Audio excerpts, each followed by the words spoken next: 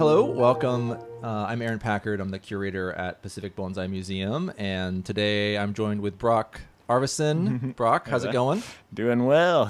Excited for another episode. Yeah, we're sort of continuing to evolve this program. We've got such a cool collection of books here in the library at Pacific Bonsai Museum that we wanted to kind of pull out some of them and take a look at them and kind of discuss how they came into be, why are they important, and the fact that, bonsai books were kind of the main method for bonsai instructions for the majority of the 20th century, before YouTube and online education. This was how you learned bonsai, really. Yeah. It wasn't word of mouth, it was word of paper. So we got a lot of it. Books and conventions, and the way we learn bonsai has changed drastically. And so for this episode, I thought it would be cool to pick a book that kind of has some significance to the trajectory of sort of bonsai education, the information that we sort of assume now at one point. It's kind of standard, but there was a point where this information was brand new. And the book that we're going to look at today is called Notes on Bonsai by Alfred Koehn. And there's a few kind of cool things we wanted to talk to you about this book in particular. So this book is the second earliest English language bonsai book produced. I looked it up. There's another one that predates this that was published in 1940, just before the war broke out in Japan, but that was produced by a Japanese author. But that was the first bonsai book in English. So this is the first bonsai book written in English by a non-Japanese author. And so this was published in so first edition was 1953. And the second edition printing, which this is from 1954. So really early post-war Japan. And so not only is this book kind of important for that kind of representation of like one of the first English language bonsai books, Alfred Koehn, for people who don't know, he has a long history of affiliation with Yuji Yoshimura. He was a German diplomat. I'm not sure kind of what his diplomatic ties was, but he was from Germany, living in Japan post-war, but he was sort of like a horticulturalist, studied Chinese art, Chinese painting. He also had lived in Japan in the 30s. He learned like ikebana, and so really had an interest in Japanese art. I wrote a number of books on Chinese and Japanese art. What's interesting is he actually, before this Notes on Bonsai, he also wrote a book in 1937 called Japanese Tray Landscapes. So I tried to track down a copy of that, but it, probably was like the bonseki, the kind of the tray landscapes that were sort of popular back then. But he was definitely dabbling in and familiar with bonsai before World War II. Yeah, I think when I was reading through it, he mentioned how he first was in Japan back in the 30s for just a visit, and that's where he kind of learned a lot about ikebana then, and went to one of the earlier kokufus. I think in the book he mentioned it was only like the second or third one or something that he went to the first time, and then later in the late 50s when he went back to Japan, he met with Yuji Yoshimura, and he took him to the kokufu that year, and he was noting how over the course of time, ikebana had changed a lot and had been a lot more expressive, but he really enjoyed the almost static, slower evolution of bonsai, which is kind of interesting because looking back on it, we kind of note how much bonsai really defined itself in that pre to post-war time. Yeah, I mean that's a great point. He what's interesting too is so he was in Japan pre-war, moved to Peking, China, and his book on Japanese tray landscapes came out, published in 1937. Late 1930s, in China. China's at war with Japan. That's the Second Sino-Japanese War. Yeah, as you mentioned, him connecting with Yuji was really the key point. And in his book, he sort of speaks to that meeting that you sort of talked about. And in 1952, he partnered with Yuji to create a bonsai workshops, essentially what we know of as the sort of the model for the Western sort of presentation of bonsai or teaching of bonsai, right? As the workshop model. And so what's so monumental about this isn't just Koehn, but in the book that this book is essentially the compendium or the companion to the classes that Yuji and him developed. And so what I assume is his role was he was sort of the Westerner that was maybe going out if he was a diplomat and sort of engaging in those diplomatic circles, and bringing people to Yuji's garden, to sort of as the promoter, right? He sort of, I think, was the promoter for the classes. Yeah, and I believe when I was reading through it, he also mentioned how, like, while he was walking around the Kokufu with Yuji, Mr.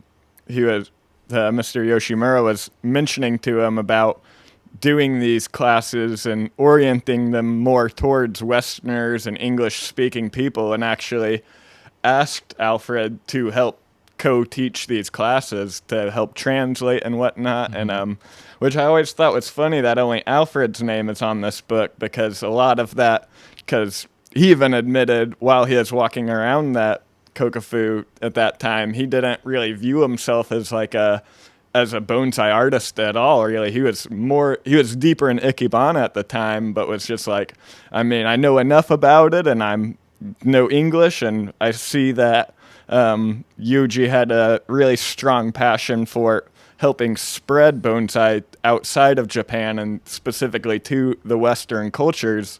And so it was kind of a nice partnership where he was able to help him translate this book so fluently into English and help teach those classes, to my understanding. It's like a co-teacher. Yeah, absolutely. And there's a really great photo that we'll show of Koehn and Yuji and several other Westerners in Yoshimura's garden. One of them's in uniform, other two women, sort of looking at the bonsai, kind of like a posed photograph would be. But you also see these photographs of the early workshops, which were predominantly women were the ones teaching it, because the nature of the situation was that, if this is all post occupation. So what's another interesting thing is 1952 was the year they started their classes. 1952 was also the year that the official occupation of Japan by the Allies ended. So I don't know if that's just coincidence, if that just, how that sort of played out, but that sort of transition away from the Allied forces occupation officially ended the same year that they began their classes. But that doesn't mean that just sort of stopped. The presence of Westerners in Japan ceased at that point, because you can see the appeal of this class was really towards the wives of military personnel, or of business personnel, or diplomats, or sort of people coming into the country for work. They would be there for long periods of time, and then a lot of the times they would send for the rest of their family to come join them. And so there was this sort of popularity in Japan of Western women going to take ikebana, of bonsai, of that kind of what are you going to do during the day type of deal. And so most of the classes you see that he taught in Japan were of women. But what's also fascinating is that, kind of like what we're talking about, is I don't think Yuji Yoshimura gets enough credit for his role in popularizing bonsai to the West, specifically starting in Japan. So again, no one to date had taught bonsai to Westerners in a Western format. We know of the apprentice model, like that was how bonsai information was communicated in Japan. And this idea of having this sort of westernized classroom environment where you sort of sit down and you have a book and a lesson and you're sort of teaching in this sort of Western style. Yuji was the one who sort of pioneered that. He, whether he was the first to kind of come up with that concept or not, we don't know, but he was the first one to actually do it. And what's really cool about this book not just that it's a second edition copy of it, but inside the book, actually, we have his business card. We have Yuji Yoshimura's business card from when he was still in Japan, manager owner of the Kofuin Bonsai Nursery, and then on the back it's got the directions for how to find his nursery. So again, this was something that you would have purchased at his nursery. This was before he immigrated to the U.S. in the late 50s.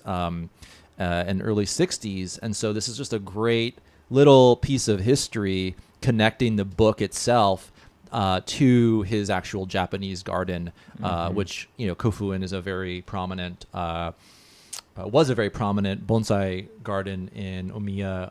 Yuji Yoshimura came from a line of bonsai practitioners. His father was one of the founders of Omiya in 1909, following the earthquake that forced everyone to relocate. And so the Yoshimura family name was really synonymous with kind of the core of the Omiya bonsai village. And so the Koehn, meeting him in Kokofu, he also had started what was called the Young Men's Bonsai Association. And so even then, he was kind of like trying to gather together kind of the next generation at that time, right, of bonsai practitioners that he was one of, right? And we're thinking of this in the 50s, where he would sort of be engaging with Westerners and kind of showing. There's a great picture of him kind of in his sort of suit at the Kokofu with his kind of sash or some sort of bow on his chest, kind of calling him out as this representative of the Young Men's Bonsai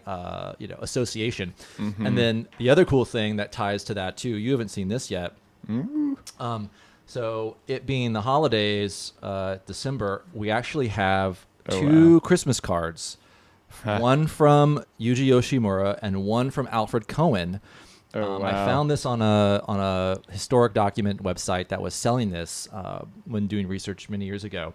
But essentially, this is a Christmas card that was sent to a Lieutenant Colonel, Albert Lang. So again, just connecting it back to the military presence here. With best wishes for a Merry Christmas, Happy New Year, your best friends, Mr. and Mrs. Yuji Yoshimura.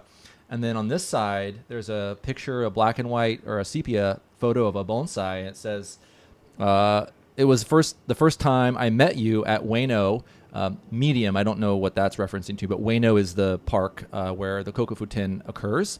Met you at Ueno with Alfred on 2 years ago. And so we have then a little clipping too of the Kokofu Municipal Art Gallery, Ueno Park, Friday, December 11th through Wednesday, December 16th, annual exhibition of dwarf trees, rocks, herbs, sponsored by the National Bonsai Association. And so we probably could date this. There is no date on this card, but if we could find the Kokofu album that has this, because this, I'm imagining, is probably his entry for the Kokofu, whatever year that was. So that's a really cool little piece of history.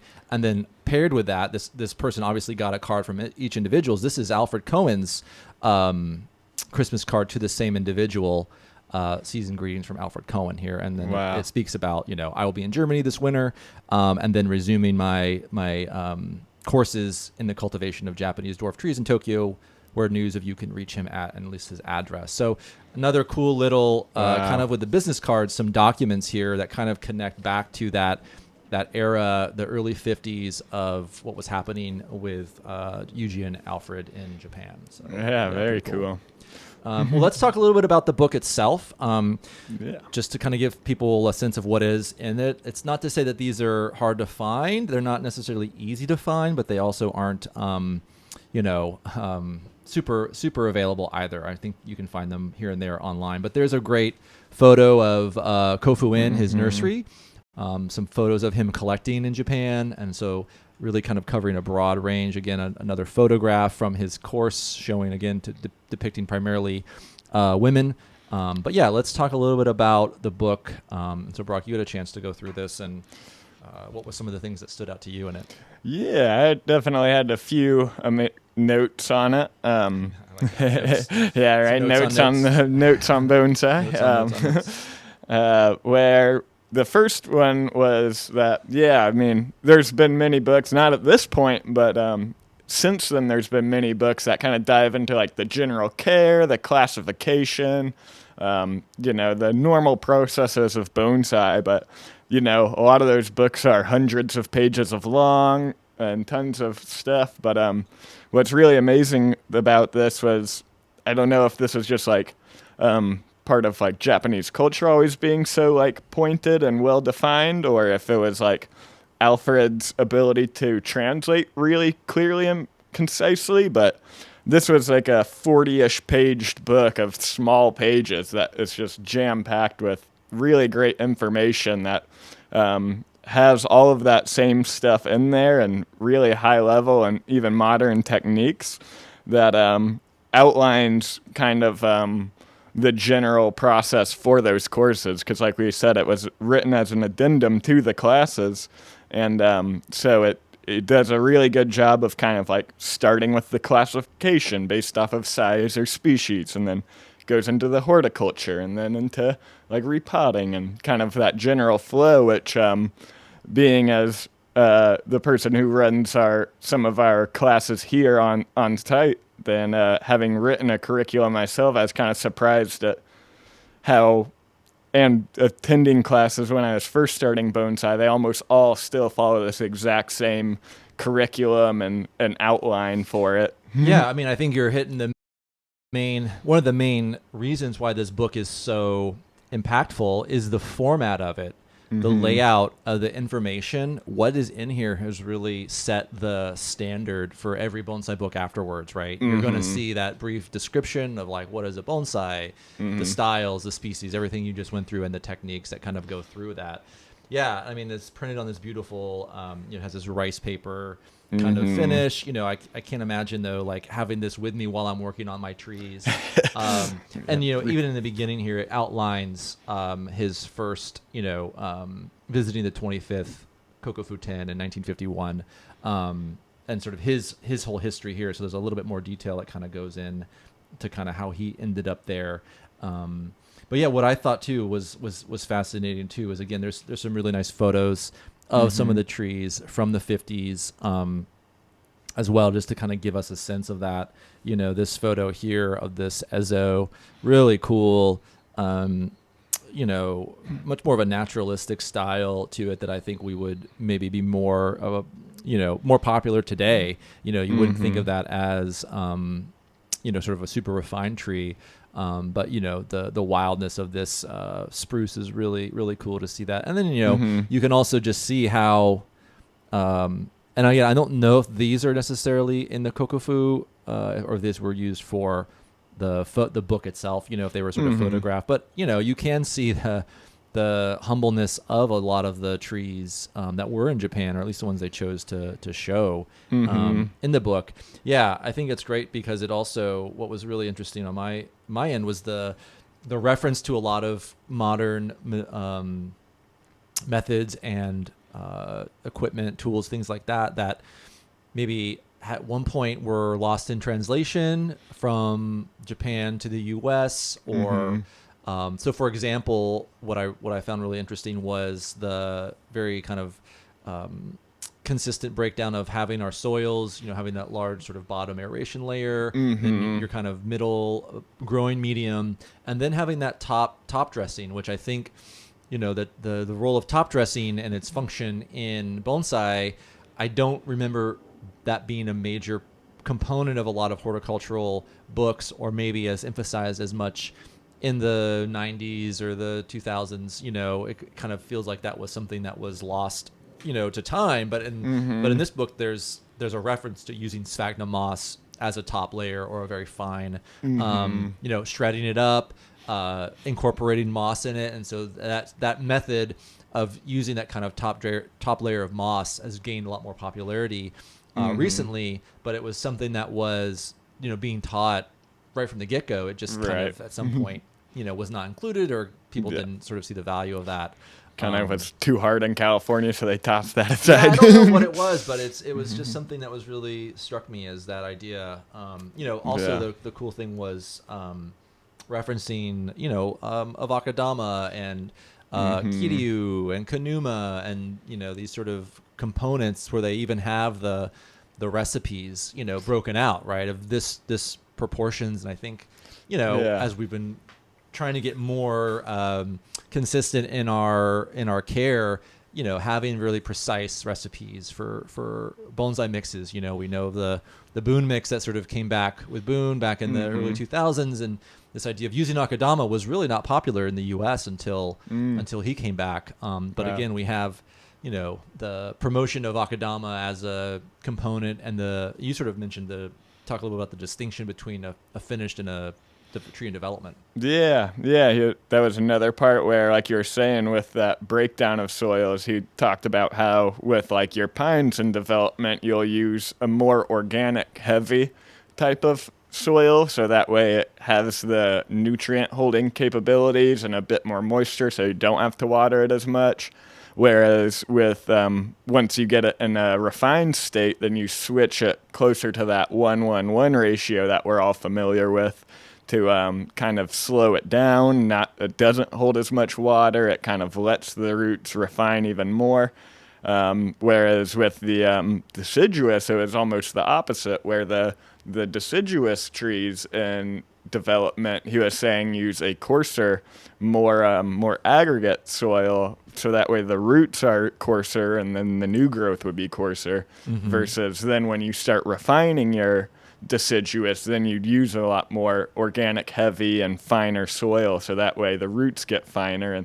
And so I thought that was like a really advanced technique that I just had no idea what they were playing with soil science that much back then as well, and found really impressive. Yeah, I mean, I think the whole distinction between a tree in development and a tree in refinement, that language might seem very commonplace for us today. But again, I think for a lot of the bonsai books that came after it, we obviously kind of know there's a distinction, but to have it sort of drawn out to break down like the soils for using, distinguishing that much, a lot of bonsai books that maybe came out in the 80s, it would be more species specific.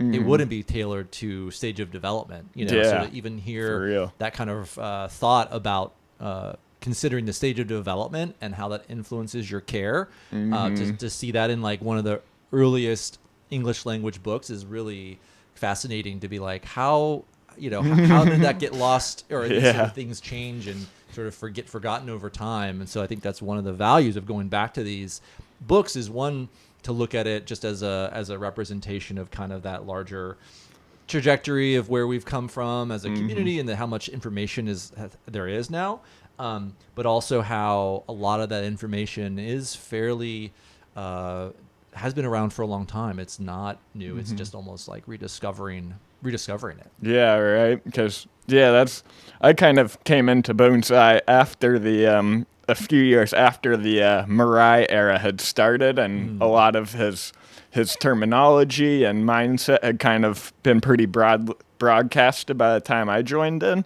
But something that we were kind of chatting about before this that was interesting was, you were saying back in like late 90s, early 2000s, people were literally using chopsticks from takeout, right. Where he talks about sharpening bamboo into chopsticks. Right. Yeah, that was something that caught me off guard too, is that whole technique of using breaking down the larger bamboo rounds and sort of manufacturing these sort of quote unquote chopsticks. They talk about doing that, sharpening bamboo into like a chopstick, but again, that mistranslation of using like literal chopsticks, which is what I was using when I first started, bonsai in the late 90s.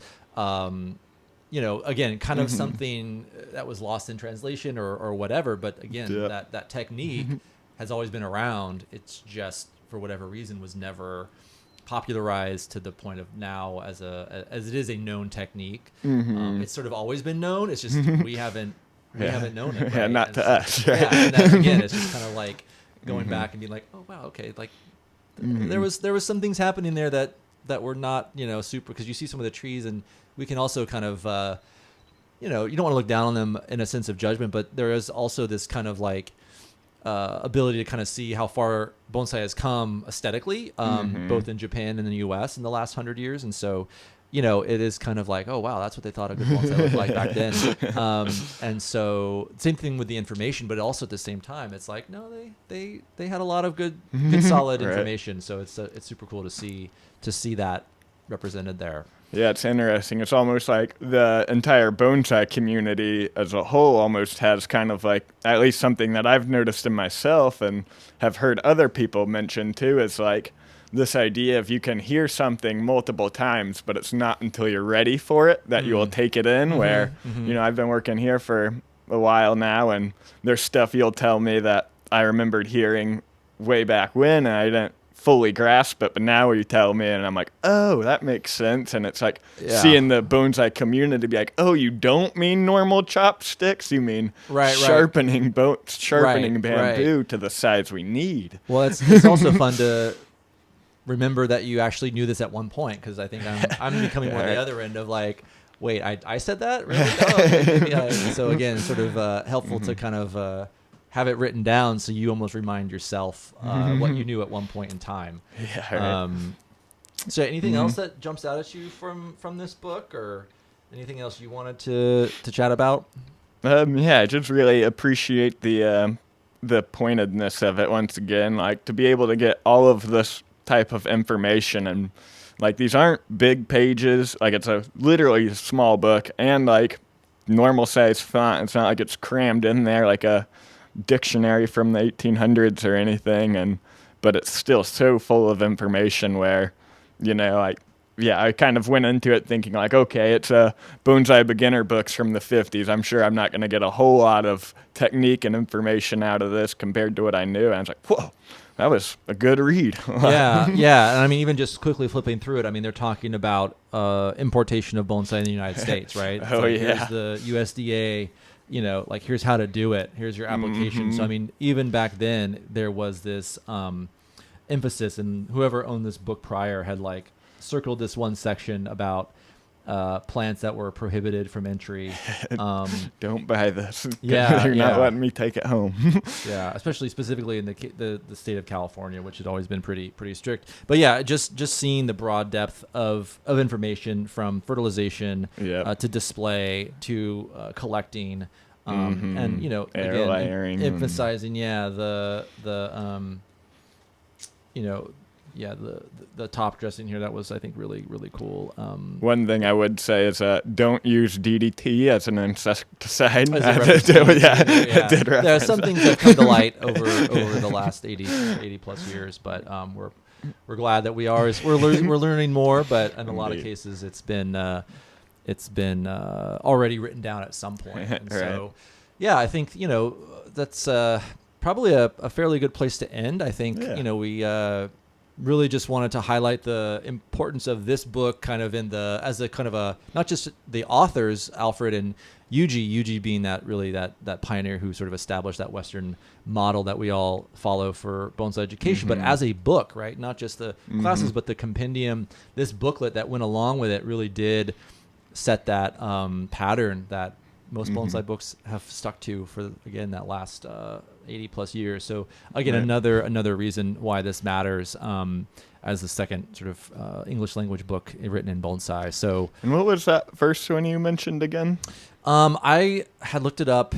I think it was something like The Care of Dwarf Trees. It was written in 1940. I don't know the author's name off the top of my head. If any of you have that book and an extra copy you want to donate, or any of Alfred's other books, we're always in the market for expanding our library. I think that's one of the assets of public collections. Like any good museum, we're going to have a robust library and archive that contains these sort of books that have played significant roles.